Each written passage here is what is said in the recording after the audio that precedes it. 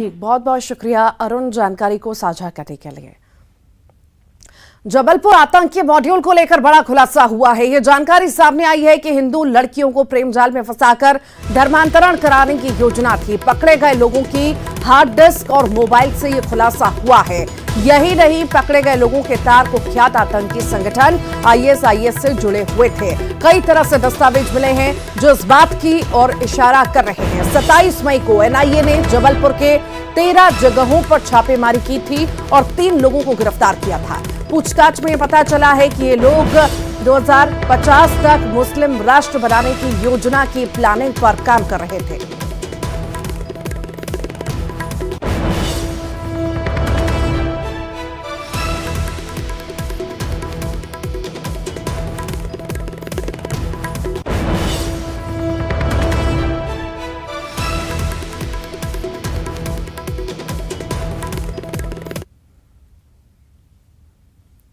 BJP के राष्ट्रीय प्रवक्ता डॉक्टर सुधांशु त्रिवेदी अभ्युदय भारतम कार्यक्रम में शामिल होने भोपाल पहुंचे, जहां उन्होंने अपना विचार रखा। सुधांशु त्रिवेदी ने कहा कि भारत अब इंटरनेशनल सोलर अलायंस का केंद्र बन गया है। पीएम मोदी ने सत्ता संभालने के बाद भारत के उदय का विजन रखा है। स्वच्छता अभियान, बेटी बचाओ बेटी पढ़ाओ से विचार बदलने का काम शुरू हुआ। सुधांशु त्रिवेदी ने कहा कि पिछले 9 सालों में बहुत कुछ बदल चुका है और तेजी से बदलाव हो रहा है। अपने संबोधन में उन्होंने लव जिहाद को लेकर भी बयान दिया। उन्होंने कहा कि बेटियों को ध्यान रखना चाहिए, बहुत से रावण घूम रहे हैं जो अपना भेष, हुलिया, नाम पहचान बदलकर घूम रहे हैं। बेटों से भी कहूंगा संभल कर रहें, न जाने किस मोड़ पर सुरपनका मिल जाए। आजकल ऐसी बहुत सी घटनाएं हो रही हैं, बेटियों को विशेषकर ध्यान रखना चाहिए कि रावण जब सीता हरण के लिए आया था तो राक्षस के वेश में नहीं आया था, साधु के वेश में आया था। और बस ये कह रहा था माता सीता से कि मर्यादा की लक्ष्मण रेखा से बाहर आ जाओ। बस जैसे ही एक बार बाहर आई तब उसने अपना असली रूप दिखाया था। तो ऐसे बहुत से रावण घूम रहे हैं, भेष बदल के, पहचान बदल के, हुलिया बदल के, नाम बदल के।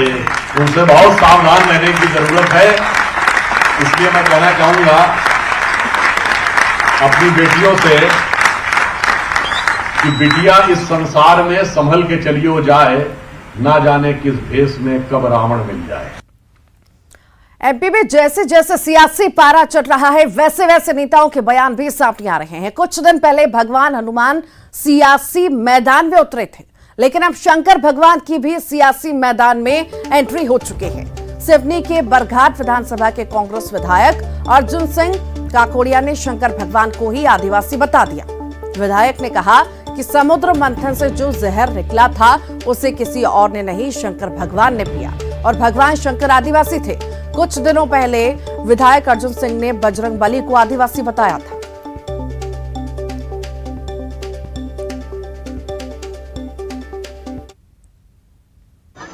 मंथन हुआ, समुद्र मंथन हुआ, समुद्र मंथन में जहर निकला, अमृत निकला। अमृत तो होशियार लोगों ने पी लिया, अब जहर बच गया। उस जहर का क्या करें? तो उस जहर को भी किसने पिया? किसने पिया? हिमालय में रहने वाले भोले भंडारी। और भोले भंडारी किसको कहते हैं? आदिवासी को तो कहते हैं। आज हर किसी की जबान में तो है। किसने पिया जहर? इस जहर को आदिवासी ने पी के इस संसार को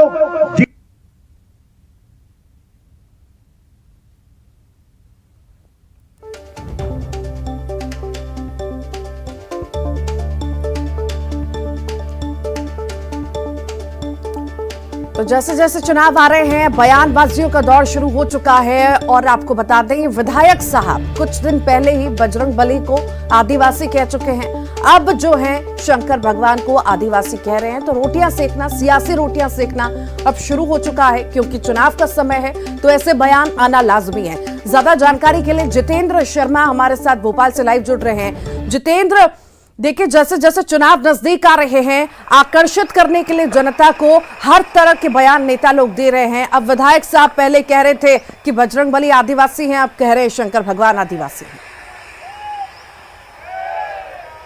बिल्कुल ऋतु, अगर बात करें तो राजनीति में अपने मुकाम तक जाने के लिए इस तरह के हथकंडे अपनाए जा रहे हैं कि अब भगवानों को भी अपनी कास्ट में शामिल किया जा रहा है और उन्हें भी जो है अपनी जो है संप्रदाय का बताया जा रहा है। अगर बात करें तो इसके पहले हनुमान जी को भी कई पार्टियों ने प्रयोग किया है और उसके अलावा अब शंकर भगवान को अगर आदिवासी बताया जा रहा है तो कहीं ना कहीं ये गलत है, क्योंकि भगवान को एक आस्था का विषय होता है और राजनीति का विषय नहीं होते हैं।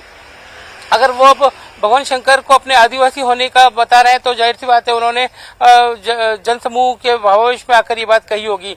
मगर देखने वाली बात है कि क्या दूसरे जो विपक्षी दल हैं वो उन पर कोई हमलावर होते हैं, क्योंकि भगवान शंकर तो सभी के हैं और ना वो अभी तक स्पष्ट हो पाया कि किस उसके जाति के हैं। क्योंकि भगवानों में सबसे खास बात यह है कि किसी भी भगवान के नाम के आगे कोई सरनेम नहीं लिखा है। ये सबसे बड़ी खासियत है, क्योंकि भगवान सभी के होते हैं, राम सबके हैं, कृष्ण सबके हैं, शंकर सभी के हैं।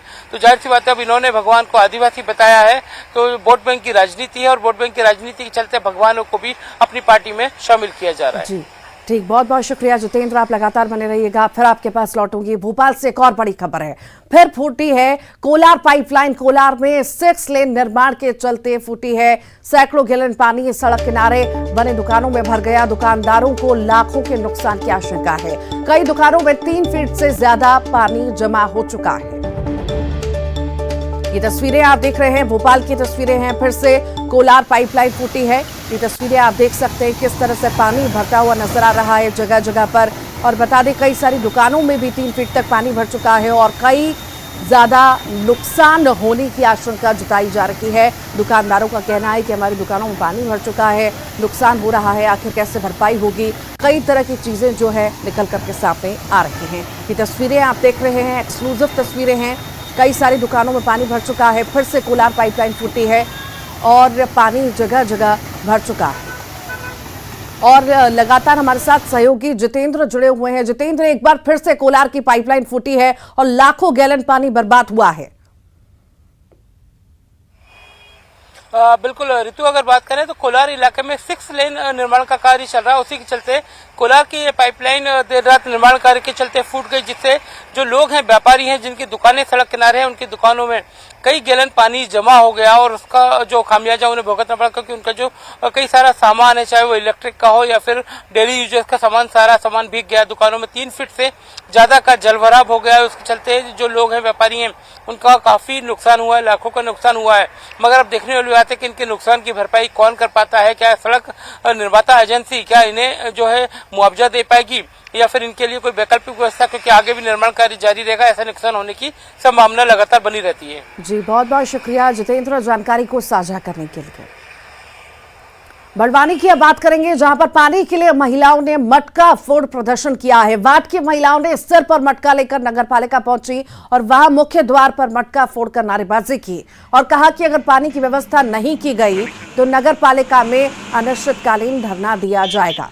पूर्व नगरपालिका अध्यक्ष राजेंद्र मंडलोई ने कहा कि पानी की सप्लाई 2 से 3 दिनों से न होने से ये प्रदर्शन किया गया। वहीं नगरपालिका सीएमओ भूपेंद्र दीक्षित ने 1 सप्ताह में व्यवस्था दुरुस्त होने की बात कही है।